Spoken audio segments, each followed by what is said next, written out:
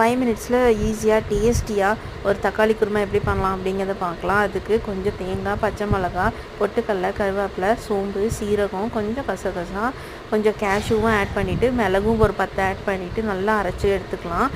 ஒரு கடாயில் எண்ணெய் ஊற்றிட்டு அதில் பிரிஞ்சி இலை, மிளகு, சீரகம், கருவேப்பிலை எல்லாம் போட்டு வெடிக்க விட்டுடலாம். இப்போ நான் கட் பண்ணி வச்சுருக்கிற பெரிய வெங்காயம், தென் ஒரு 4 தக்காளி ஆட் பண்ணிக்கலாம். தக்காளி நல்லா மசிகிற அளவுக்கு வேகணும். கூடவே இஞ்சி பூண்டு பேஸ்ட்டும் ஆட் பண்ணிக்கலாம். ஸோ இது நல்லா வேகட்டும், மூடி வச்சு வேக வச்சுருங்க. தென் இதோட இஞ்சி பூண்டு பேஸ்ட்டும் ஆட் பண்ணி நல்லா வேக வச்சுருக்கோம் இல்லையா. ஸோ அதில் நம்ம அந்த அரைச்சி வச்சுருக்கிற பேஸ்ட்டையும் ஆட் பண்ணிக்கலாம். அதில் கொஞ்சம் வாட்டர் ஆட் பண்ணிவிட்டு நல்லா வேக வச்சுருங்க மூடி வச்சு. ஸோ இப்போ நல்லா இந்த கன்சிஸ்டன்சியில் சூப்பராக வெந்துட்டுருச்சு. இதை நம்ம சப்பாத்தி, பரோட்டாக்கு, தோசைக்கு எல்லாமே நல்லா சூட் ஆகும். டேஸ்ட் பண்ணி பாருங்கள், சூப்பராக இருக்கும்.